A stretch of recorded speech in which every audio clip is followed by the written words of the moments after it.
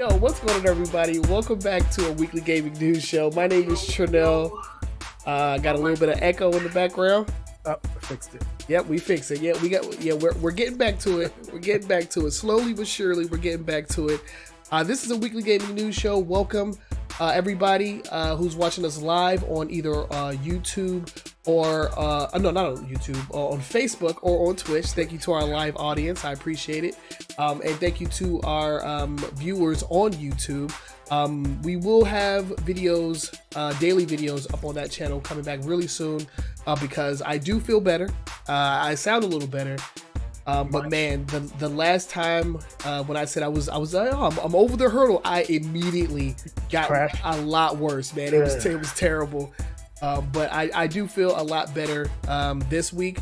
And and it's a good thing because we actually have a lot of news that we need to talk about. I don't know why my phone is activating it. I don't know what happened there, but yeah, make sure it's off. Yeah, it's episode 113. It is the week ending in August 12th, 2018. We got a lot of news stories, a lot that we actually we wanted to cover it so bad in the previous episode, right? But we couldn't. So now it's our opportunity. Yeah, a little bit too early, but now it's our opportunity to get into some of these stories. But before we do that, we do have a couple of things that we need to get through first, namely our weekly icebreaker. But before that, we are going to do our updates and corrections from a previous episode. So Boogie, why don't you go ahead and take us into that? Yeah, so we just have a quick update. We talked about last week how Epic Games was taking Fortnite or skipping the Google Play Store with Fortnite. Yep. The Fortnite beta is now live. It was live on the 9th, available on Samsung devices only. I think it started with the Galaxy S7.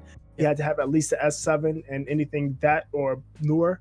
You can download the Fortnite beta. And now as of tomorrow, I believe, the 13th. So it was exclusive to Samsung first week at 9, 10th, 11th, 12th.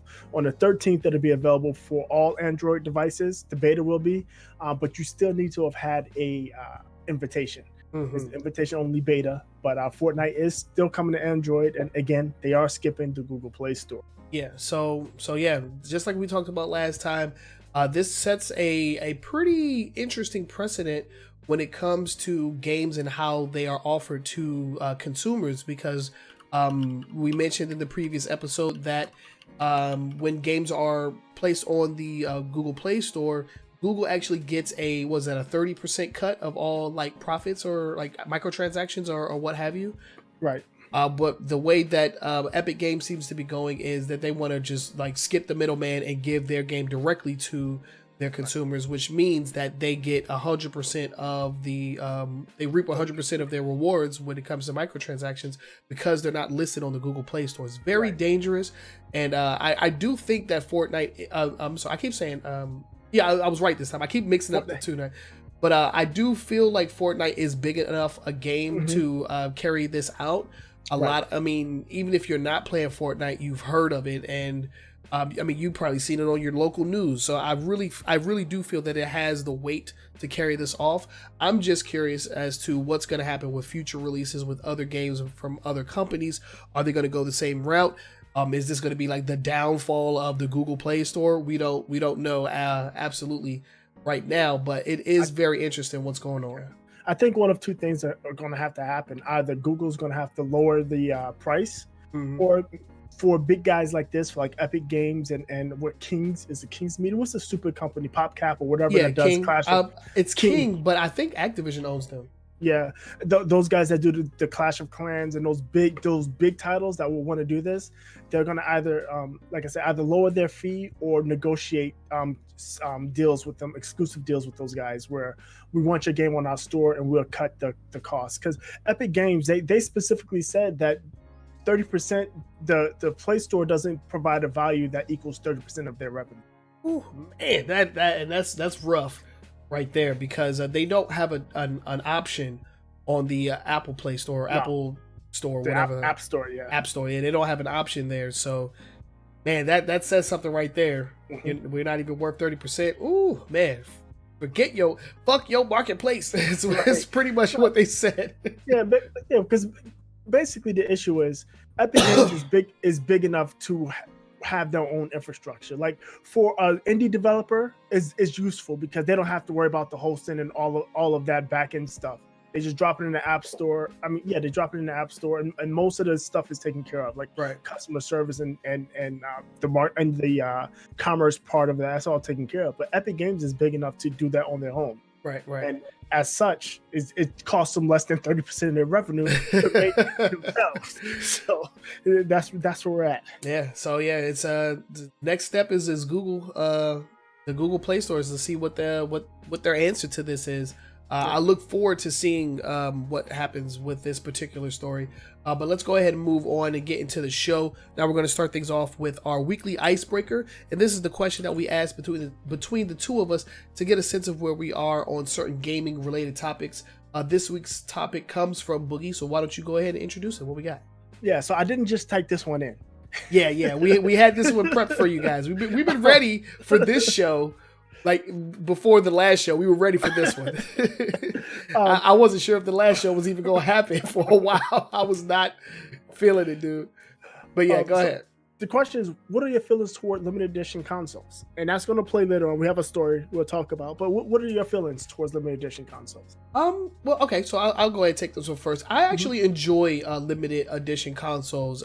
For me personally, I had about 4, maybe even 5 versions of the Xbox 360, and not because like they kept like red ringing or anything like that, but as the system aged and as new versions of it came out, I wanted those new versions.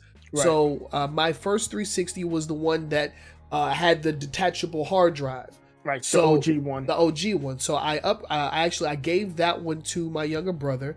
And then I went and bought the Elite, but it was the red one. I believe it was the Resident, not the Gears one, the Resident Evil 5. Had a red one? I missed that one. Yeah, I know Gears had a red one. Yeah, Gears had a red one. Yeah, it was like played it with like a bunch of Gears logos and stuff. This was just like an all red Elite Xbox console, and it had the built-in Wi-Fi card. Because the other ones had only Ethernet. It had the built-in hard drive, and it had more space, and it ran a little quieter than the original version. So I don't mind it, especially when it offers you more than what the original console had. Right. Yeah. So like I would never like get a special edition of the exact same version of the console that I own, but I do see value in a limited edition that is also a better version of what you currently own. So I'm down for that. Right. I don't mind limited edition consoles. I've actually never bought one. I'm as you know, I'm a bit of an early adopter. I get the stuff early on, and I pay the premium because I'm an early adopter. But I've never owned any. I've seen some that were cool, and I always thought to myself, if something happened to mine, or if I really, there was nothing out there that really grabbed me. Like the game ones, like there's a Destiny PlayStation and the Gears Xboxes and the God of War. I don't necessarily care about that. I usually kind of pass. I think they're a cool thing, especially for people that may not have had it, or even just for people that are collectors. I know people just go out and buy them just because they are a big fan of whatever the collector's edition is bringing out. I know Sony has a Spider-Man one coming.